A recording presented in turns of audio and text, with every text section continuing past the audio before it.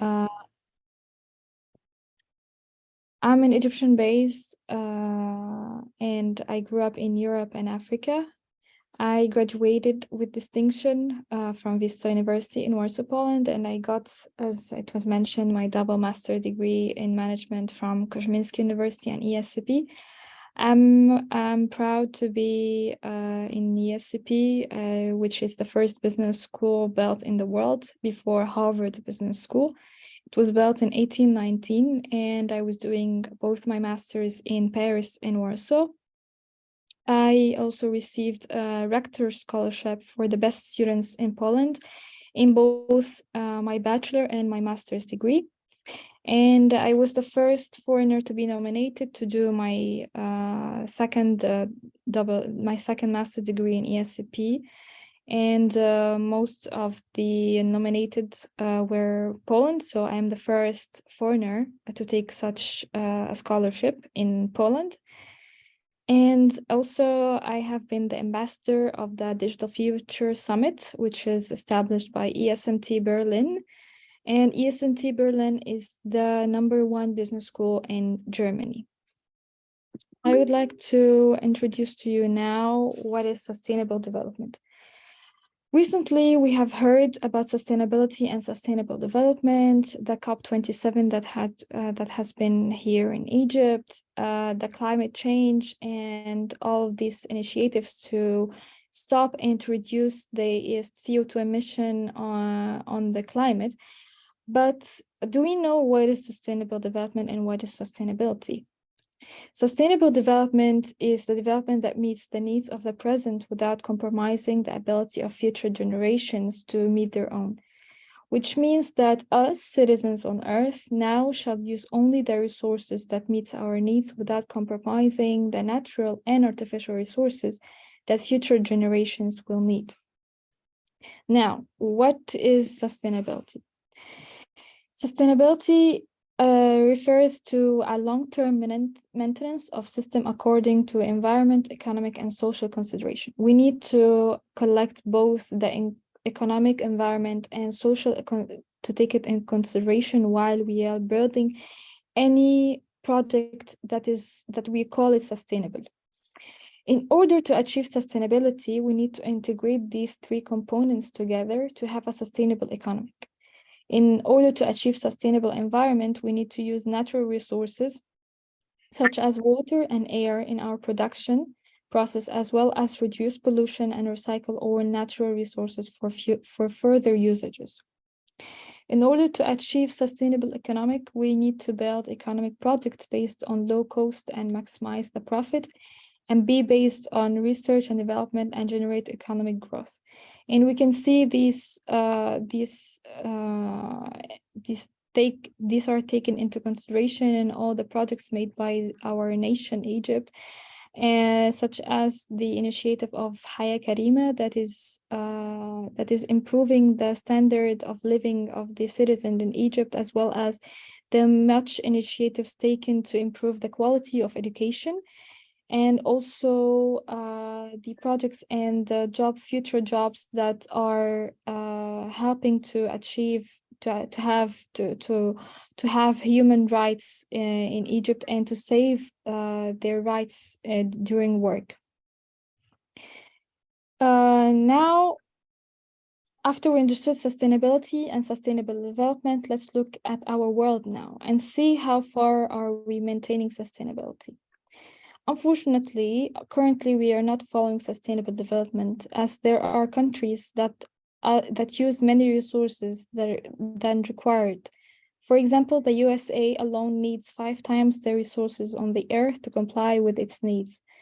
This comes because of the overpopulation and the consumption-based economy. The number of population of the USA is 300 million, and of course each and every citizen have their own needs, and their needs are not being complied, and they need 5 times the resources that the whole earth is having. And the second comes after USA is Australia. Australia needs 4.1 times the resources on Earth, And lately, all the cities on Earth needs 1 time more the resources we have to meet their needs. What we can say is that we are over-consuming and we have many needs that the Earth cannot cope with. Of course, with these needs, we are taking from what the next generations would need, and it means that we are not following sustainable development. That is why the United Nations has created 17 components to achieve sustainable economics, in which all countries' governments could consider them and build their strategies and plans for their nation based on it, to have a sustainable development world and build sustainable nations. And in Egypt, we are using these components in each and every project to implement them and to build projects based on reaching 1 or 2 of these 17 components. And the first one is reduced poverty, and this was the main component used in Haya Karima initiative taken by the Ministry of Planning and Economic Development. And this is there are many countries in the world that suffer from poverty, and most of these countries are in Asia and Africa. So to build a sustainable world, we need to make projects and offer opportunities to those nations in order to reduce poverty.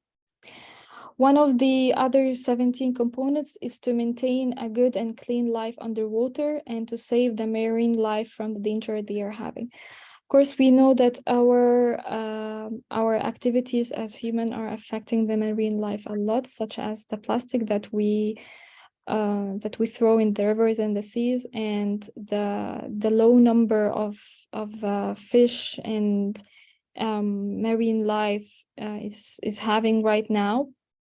These are all taken from human acts, and in order to maintain a sustainable development economy, we need to reduce these wastes thrown in the rivers and the seas, and to save the marine life from the damage we have done to them over the years. Another one is to improve the education quality, and we can see this through the initiatives, as I mentioned, taken in Egypt to improve the quality of education. Implementing these 17 components are not easy. They need hard work and continuous development, but let's take a closer look at our planet and see how far we are in sustainable. What do you think is the most industry that produces CO2 emission in the air? The food industry. Yeah. Yes, it's the food industry. And especially it's the meat and animal production. The most CO2 emission industry is the industry of meat and animal products. I know it's shocking for most of you, but this is the truth. With the increase of people's demand on consuming meat and animal products, the number of growing animals such as cows, goats, and sheep has increased. And these animals produce the most CO2 emission in the air during their breathing. The second most polluting industry is the fashion industry or the clothing industry. It produces 14% of the CO2 emission in the air through its manufacturing, and we will know more about it in a moment. The third most polluting industry is the automotive industry, and most of the people think that the automotive industry is the most industry that produces CO2 emission in the air, but it's the third industry. It's the third most polluting industry. After we have seen some of the problems, I need to introduce to you a simple concept, which is circular economy. It is an economy powered by renewable energy, which produces no waste in the ultimate manifestation of sustainable future, which means we shall recycle and reuse all the resources we are using in production and recycle the final goods in order to have a sustainable future. And now let's move to our main topic today, which is sustainability in the fashion industry. As we mentioned earlier, the fashion industry is the most polluting industry on the planet. It is a huge industry that produces $7 billion profit each year. It offers many job opportunities, and many nations are based on this industry, such as France and Italy. Unfortunately, this industry is so harmful for the environment and for us. Why? To use natural fur, we kill many animals, that is leading them to be extinct, and we use harmful dyes and coloring chemicals that increase the possibility of getting asthmas and increase the activity of cancerous cells. And this is affecting us directly, as there are so many clothes made from toxic dyes that when we wear them, they increase the activity of cancerous cells. And there are many citizens around the world and people who got skin cancer from their clothes because of the dyes. And this industry is divided into two industries. The first one is the fast fashion industry, and the second is luxury fashion. I would like to start with the first one, which is the fast fashion industry. You can see on the screen, these are the brands of the fast fashion. I'm sure that many of you are aware and they recognize some brands that you already consume from it and you buy clothes from it. And you know the brands H&M, Zara, Mango, Stradivarius, Pull&Bear, and many others. And these brands are called fast fashion brands. And we will know why they are called fast fashion. There are two big companies of fast fashion in the market. The first one is called Inditex. Inditex is based in Spain, which makes 20 billion euros of revenues each year. And also the second company is called LPP. LPP is based in Poland, and they make 1,600,000,000 euros of revenues each year. These are the biggest companies of fast fashion worldwide, and they own most of these brands that you know and you are consuming from. They are called fast fashion because they manufacture a collection in just 3 weeks. A week for designing, a week for producing, and a week for distribution. And fast fashion is producing clothes with poor quality that looks nice and copies the designs of haute couture and higher brands to let the consumer feel they are wearing something designer or original. Bangladesh is the biggest country after China in producing fast fashion clothes. Have you ever thought how have been your clothes made in good hygienic condition or polluted and unethical factors? Have you thought how did you get these clothes on the shelf? What did it go through? The process, is it ethical, not ethical? Is it sustainable or not? I think most of us don't and just consume, but there is a lot to know about behind this industry, this fast fashion industry. And most of us just consume without thinking what's behind the item we are purchasing. Well, let me introduce to you what's behind that fast fashion industry. First of all, there are about 3.6 million laborers go to the factories every day in Bangladesh to work and produce clothes. They work from 8 in the morning to 8 evening, 6 days per week, and sometimes 7, with an average of 70 hours per week. And they get paid $35 per week. Most of the labor are child labor under the legal age of 18, and they are working to help their families. They work in unethical and safety conditions, and they are only asked to work as much as they can to meet the demand of the Western companies, such as Inditex and LPP. It takes the workers 45 minutes after they leave the factories to go to the train station, which exhausts them, and these working hours are more than the international working hours measuring. The workers are working in poor factories under poor lighting and machines. The factory's windows are broken and there is no hygiene precautions taken. Also, the workers are asked to work and finish as maximum number of clothes as they can under these unethical and unsecured conditions. Have you ever thought how many liters of water are used to dye a shirt? Can you guess?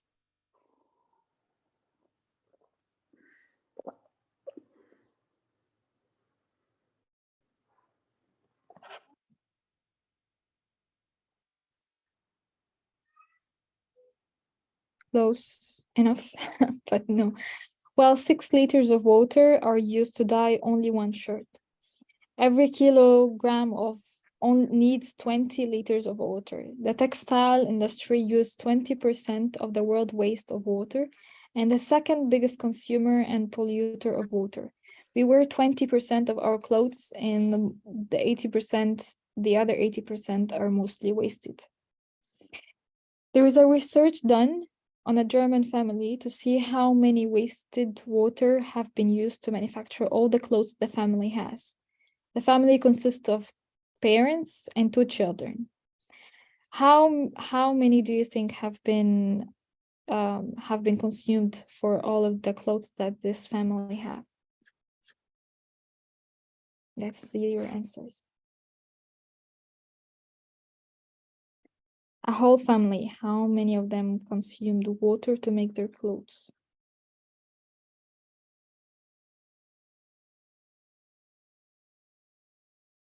No.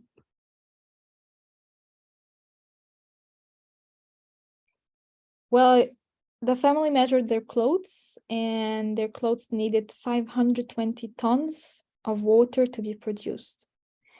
So imagine how many tons of water are wasted in each family, not in Germany only, but in Egypt and in other countries.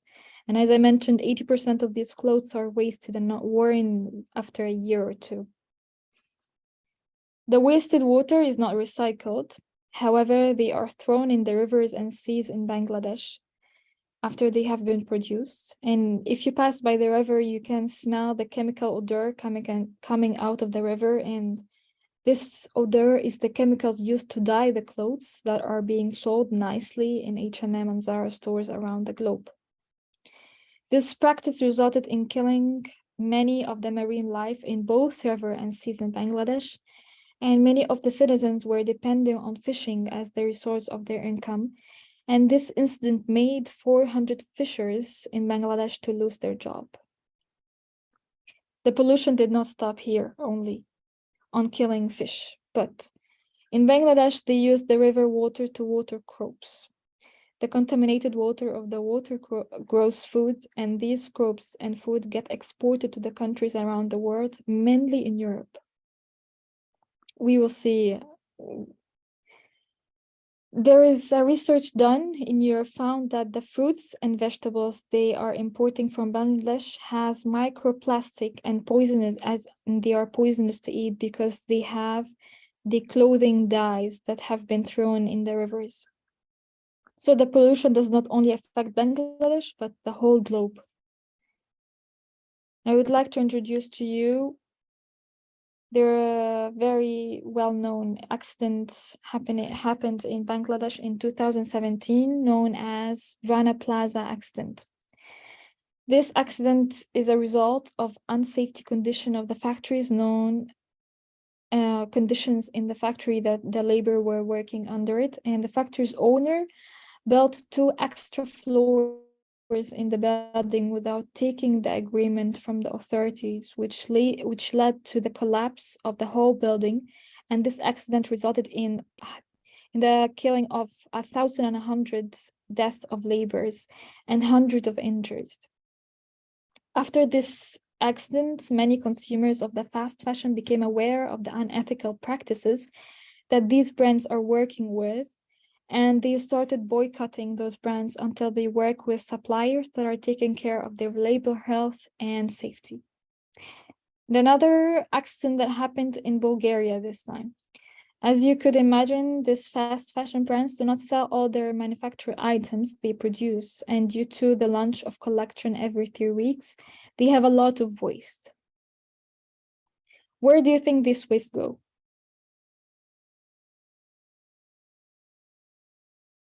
We have an average of 24 collection a year, and they are not all sold.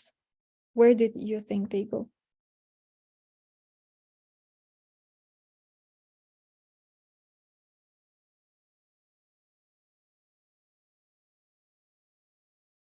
Yes, correctly. But this is not only where they go. Bulgaria is importing the excess unsold clothes from Europe for heating purposes. They burn the clothes to get heat from it during winter season. But of course, these clothes are made from chemicals such as polyester, and when it gets burned, it produces harmful odors. This accident killed many children in Bulgaria that could not handle this poisonous smell, and others got diseases that are not curable right now and still under research to be treated. Another place where they get these unsold clothes too is in Ghana. Ghana imports excess clothes from Western companies and sell it to its citizens this time. But still, there is so much waste that is surplusing the need in Ghana. So what they do in Ghana is they throw the waste of the wasted clothes on the shores, and they end up in the seas. So could you imagine how many wastes are getting thrown in rivers, seas, and oceans, and how much pollutive our planet got because of the fast fashion? After the Rana Plaza accident, H&M, C&A, and Zara maintain security standards in production with the help of international certifications. ACT initiatives wages, safety, and environment. The Bangladesh Association listed factors that work with the standards, and all the parties must be calculated by the factory and added to the final price. But of course, this does not happen. Why? Because as consumers we are not ready to pay more on the clothes to save the planet. Some of us would not accept to pay more. And for this reason, the fast fashion are made. They are made to produce clothes that are with cheap prices, such as 10 euros, 15 euros, 20 years you can get a pair of pants or shoes or whatever you want, and this is their business model.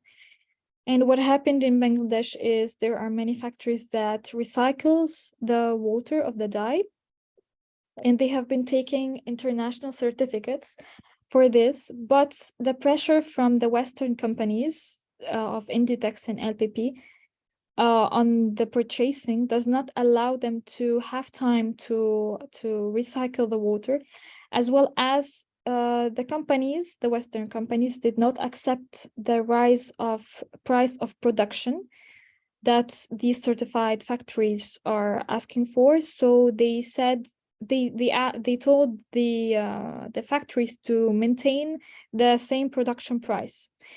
So to maintain the production price, the certified factories decided to stop recycling the water and to work with the old way of getting rid of the water in the seas, and to not give the full rights of its employers and to stay in the same condition. So what's the solution? The basic solution would be to raise awareness and consume less, because when the consumer produces less, the factories and the brands will produce less, and that would be decreasing the waste. Then recycling would be another solution, such as recycling the clothes and recycling the water used to dye and produce the clothes.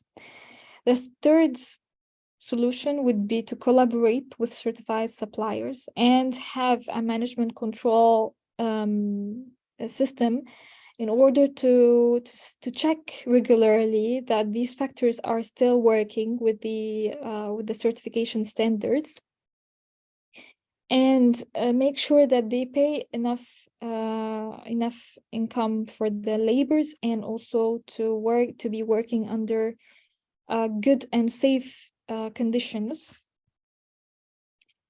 All these solutions have been already implemented, but do you think they are enough?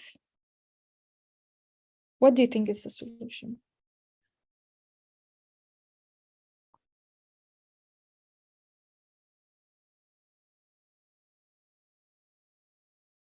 The recycling companies are overwhelmed by the number of tons of clothes that they are receiving each day. They sometimes get never worn clothes, and the condition of the clothes they receive is very poor. Of course, many fast fashion consumers would not accept to increase the price of the item, as their main purpose behind these clothes is to buy clothes with cheaper prices. So what happened when the Western consumers started to yell about the environment impact of the fast fashion?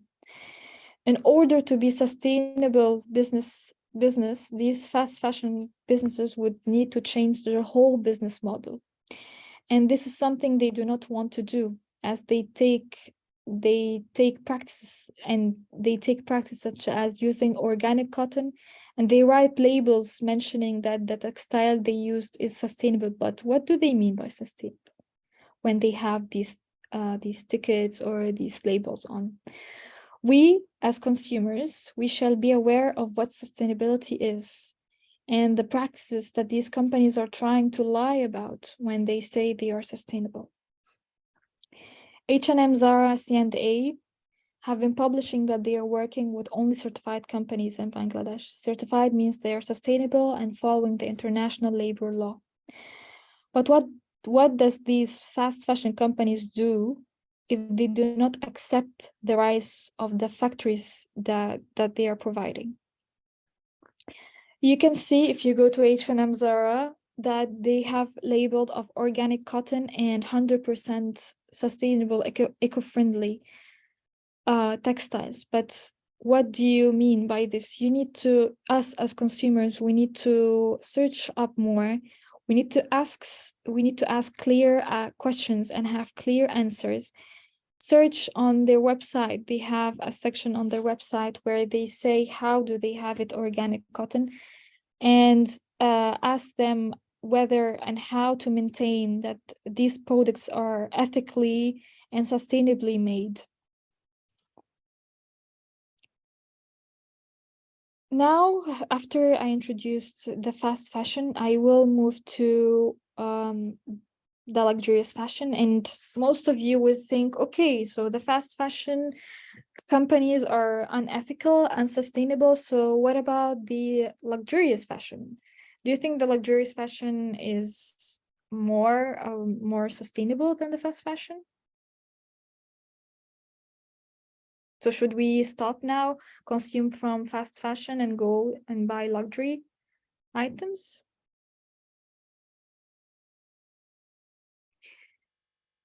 Okay, now the second type of the fashion industry is the luxurious brands. I'm sure that quite of you know and aware. Yes, they are not transparent. Yes. Most of you know the brands of Louis Vuitton, Gucci, Chanel, Kenzo, Guerlain, Givenchy, Miu Miu, Dior, Fendi, Versace, and many of you are consuming a lot from these brands. These luxury fashion brands depends on quality, aesthetic, beauty, and rarity.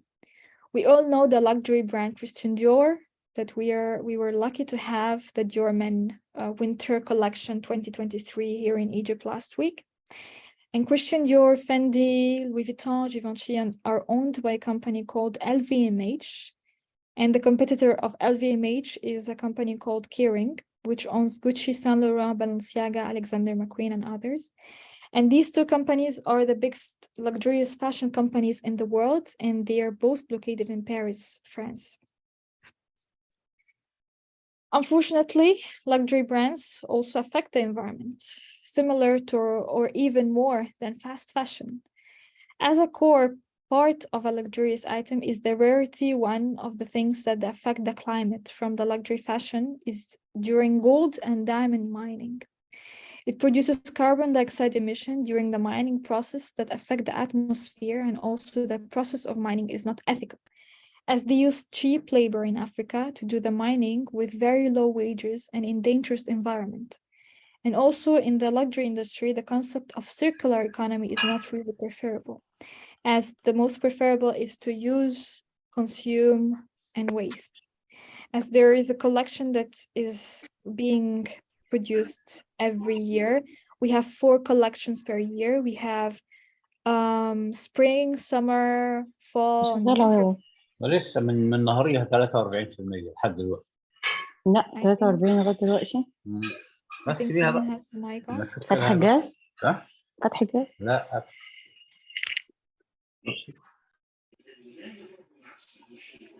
Hello? Okay.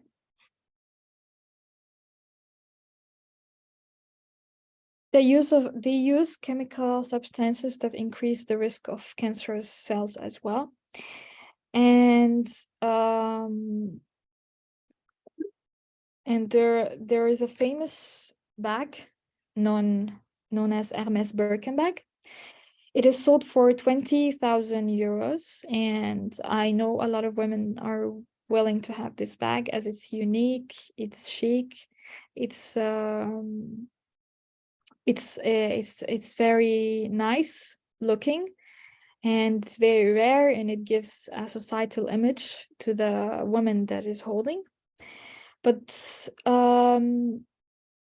this bag has been produced by a very limited number to make sure that who wear it is from an exclusive circle in the society.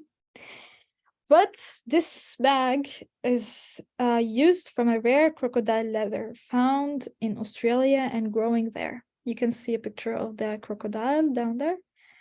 And this rare kind of crocodile is threatened to be extinct due to its usage in this big manufacture, which affects the whole biodiversity ecosystem.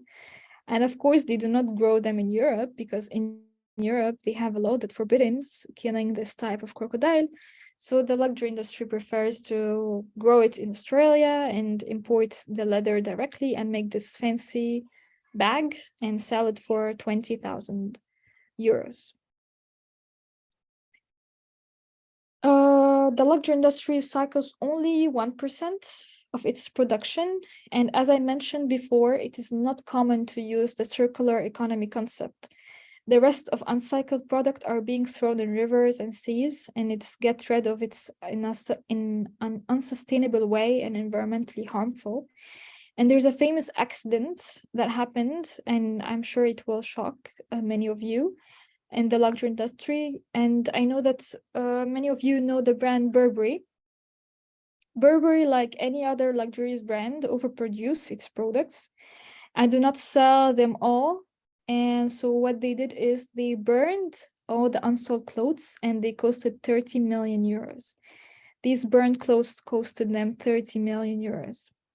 They did not want to put them in outlets or sell them with a lower price, but they preferred to burn them. Of course, we are aware of all the environment harmful that this industry is doing, and by the increasing of climate awareness by the consumers are pressuring these luxury brands to stop their harmful activities and use more sustainable methods that could save the rare species and the planet. During COVID-19 pandemic, the digital channel usage has been increased, and it made the luxury brands to use the online platforms more during their marketing, which resulted in increasing their sales. Customers also started to look for brands that are more sustainable and start to search for them online and purchase from them. It's predicted that Generation Z and millennials are the future most consumers of luxury brands due to the increase of their income and their interest in living a luxury life, but also they are the most generation aware of the environment problem resulted from luxury brands, and they are expecting a lot from those brands in the future. So what happened is, during the COVID-19 pandemic, the shares of the luxury companies LVMH and Kering has decreased by almost 60%, which resulted in a big loss. Also, the Ukrainian-Russian war has affected the sales of the luxury brands, because Russian consumers present 60% of the main luxury consumers, and due to the increase of inflation, the Russian were not spending on luxury items, but rather save their money. However, some of wealthy Russians started to buy rare and exclusive luxury items, especially the Hermes Birkin and Kellys, as they do not lose their value and the money they invest in it. But unfortunately, This did not last for long because the French government pressured the French companies operating in Russia to close their stores there, and this resulted in decreasing from their sales in Russia. Of course, the luxury fashion industry is trying its best to be sustainable, and one of the possible solution is to use artificial leather instead of real leather, which would help in saving animals. The artificial leather is based on cultural cells technology to make leather and fur, and they give as close quality as possible to the real leather. Another natural alternative of leather is found that we can use an outer layer of apples, orange, pineapples, and these fruits and vegetables can be used to make artificial leathers and be used in the manufacture of bags and clothes. And there is a brand called De Facto. De Facto is a fashion brand. They are the first manufacturer of a bag made of cactus leather, and you can see it online. And from these alternatives, the luxury fashion industry would be able to produce plant-based products. However, they would not give the same luxury quality. And this is the problem that the luxury fashion is facing, is you would not go and buy an item that costs 2,000 euros made by an orange or an apple leather. And they are trying and working on fixing such a thing and to stop using real leather, but it's very difficult, and they need a lot of research. After I have demonstrated the problems, I provide you some primary solutions.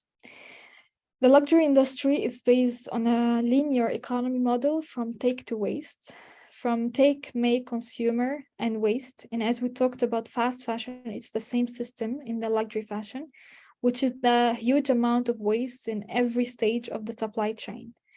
The linear economy consumes a lot of carbon dioxide, so the first solution would be increase recycling. And the luxury fashion items should be reused and not be wasted.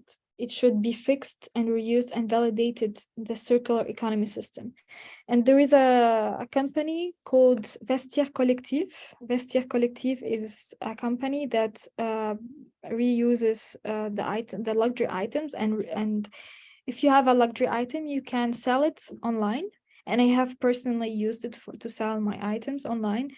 And anyone around the globe can purchase it from me. And they are having, they are working as this is the solution for the luxury industry to recycle the item. If you don't want to use it anymore, and if it's out of fashion for you, you can lend it and you can sell it to someone else on the other side of the planet, and you would benefit from it money-wise.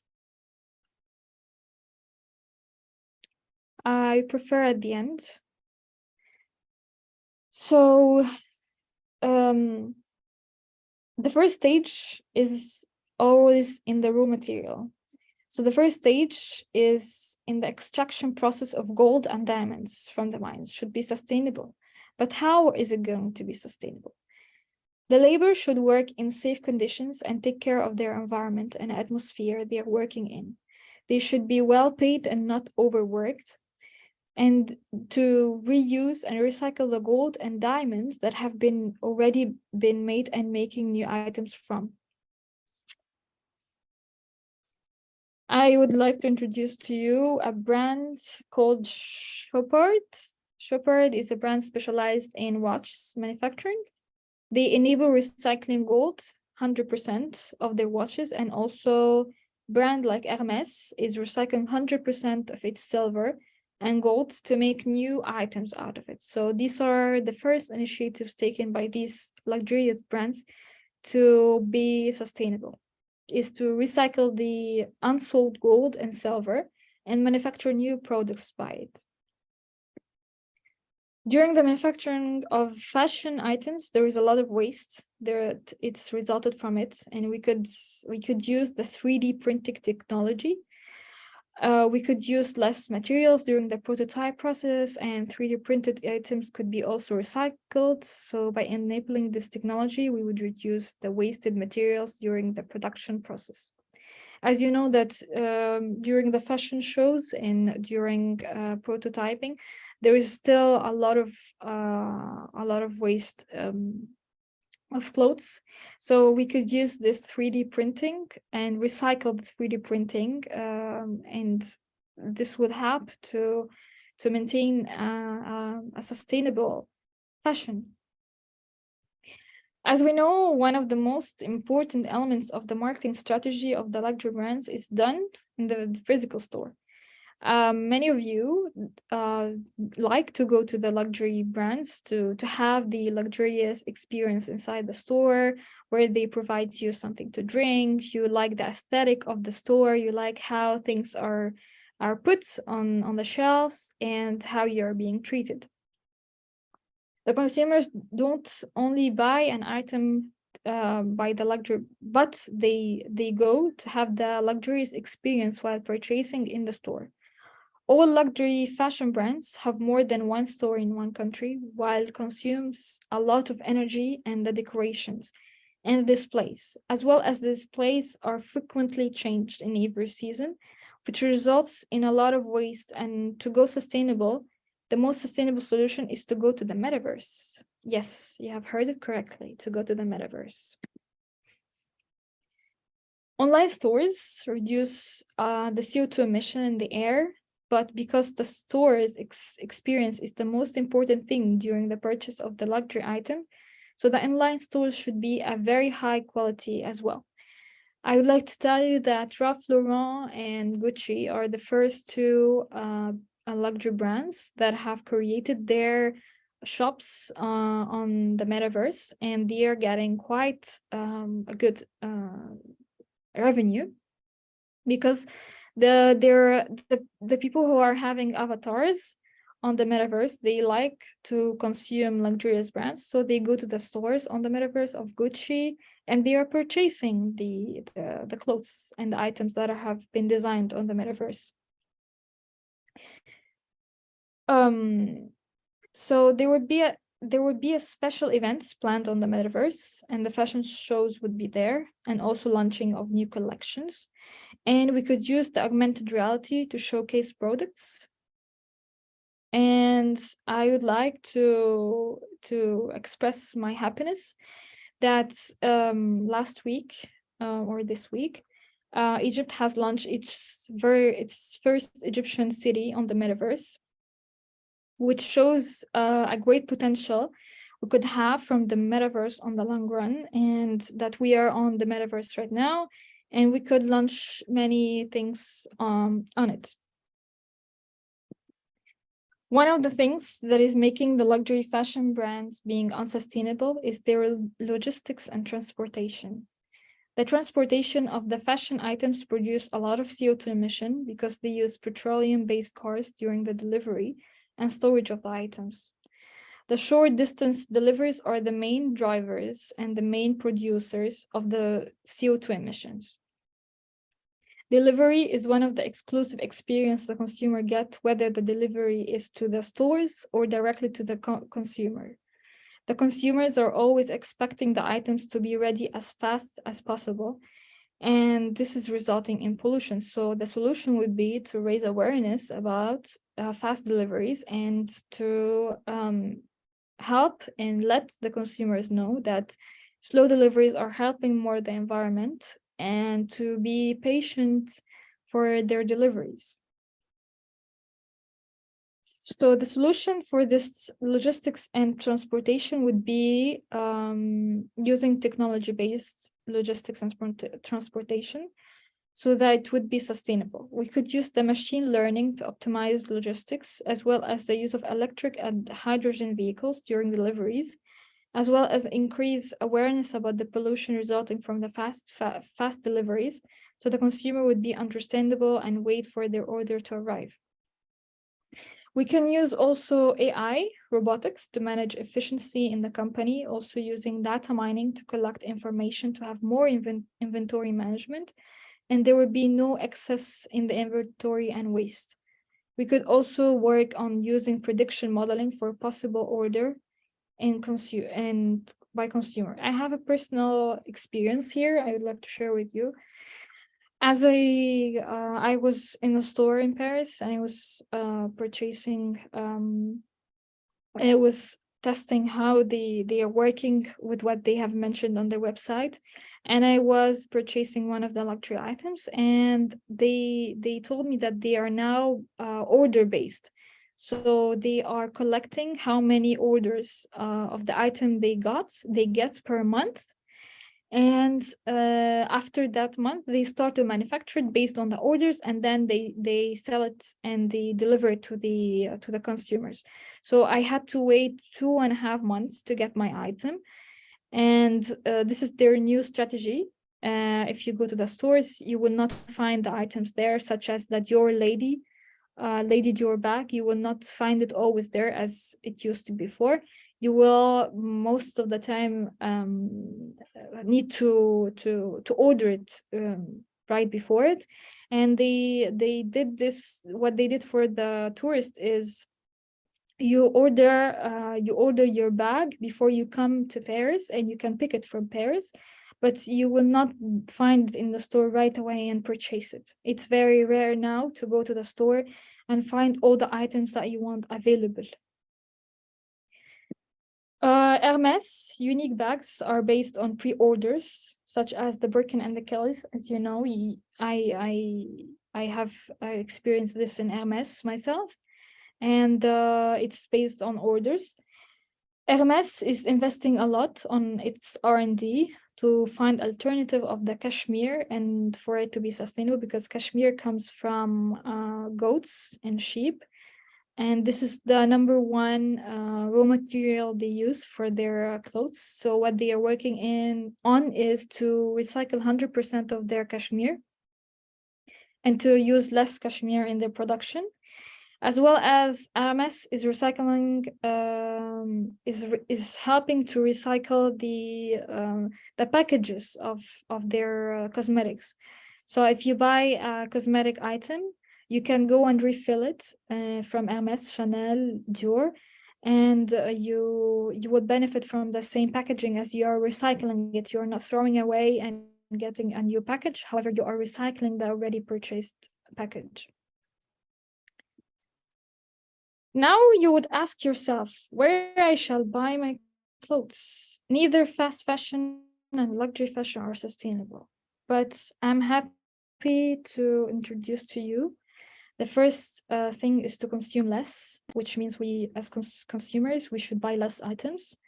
Second is to look for sustainable brands.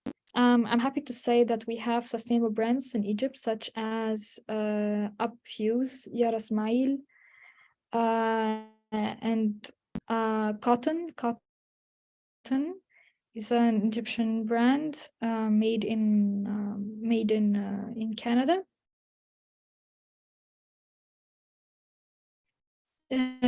These brands are producing their products based on organic cotton that is growing here in Egypt, and they are taking this organic cotton and manufacturing their products. And also they are manufacturing and they are using natural based dyes such as botanical dyes. This is used by Yara Ismail, and these are the brands that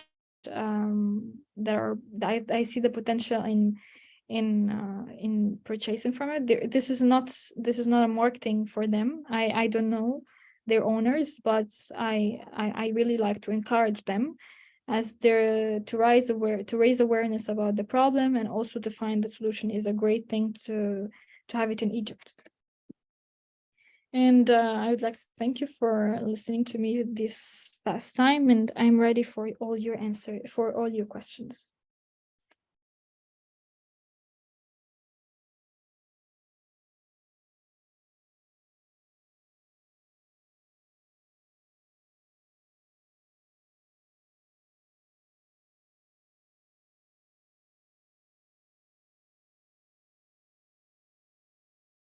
Okay, you have to learn what is sustainable. You have to start by learning how to be sustainable in all of the supply chain. My PhD is based on building a sustainable supply chain. So there is no a sustainable business now. You cannot find a sustainable business because there is no definition for it yet. But you can find that there is a part of the supply chain is sustainable, such as the organic cotton, the deliveries, but the whole supply chain is not sustainable, and we did not find something for it yet. So the first thing you need to do is to start by one of the supply chain processes and make it sustainable, and think and dig down on how to make it as sustainable as it could be. Look for solutions.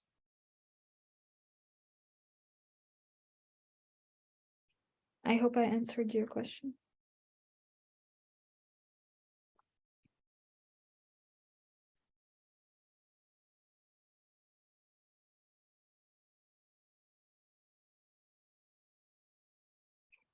Yes, but as I mentioned, the recycling companies they are diving in clothes. They have a lot of clothes to recycle. So the only solution that I see is to consume less.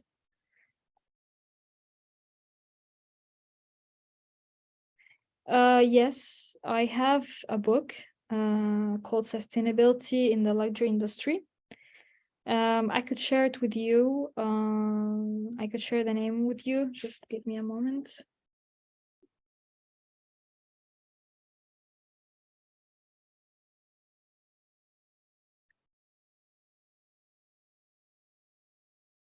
It's sold in Amazon.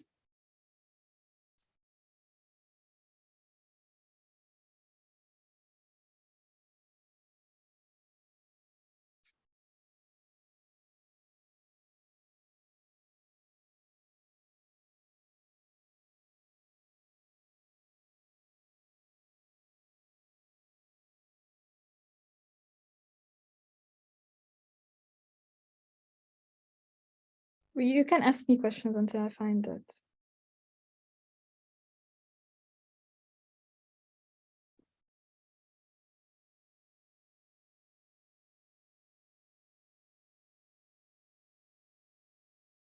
There is a book called Sustainability in Denim. It's on Amazon.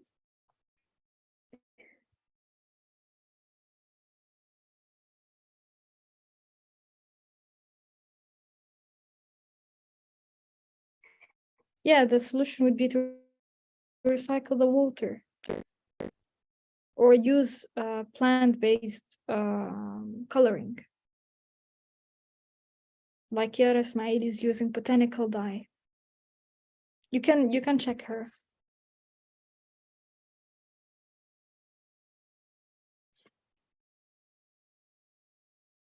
Okay, it's called Sustainability and then